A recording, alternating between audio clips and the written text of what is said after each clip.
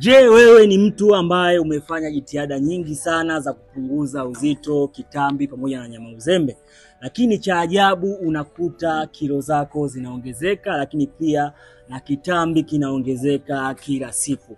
Yapo makosa ambayo unayofanya.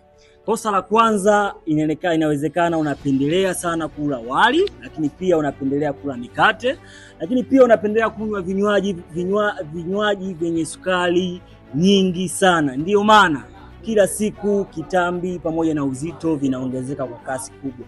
Lakini pia haupati muda wa kupumzika. Yaani kupumzika, lakini pia hupati muda wa kulala.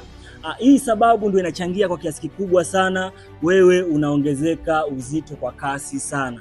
Kama unatamani kupungua kilo aidha 10 au 15 na kuendelea, na unatamani kuwa na muonekano mzuri na umefanya jitihada nyingi sana hujapata matokeo, chukua namba kwa bio, nitakupa njia nzuri. Lakini pia usikose kushare na kulike hii video ili wengine nao waendelee kujifunza.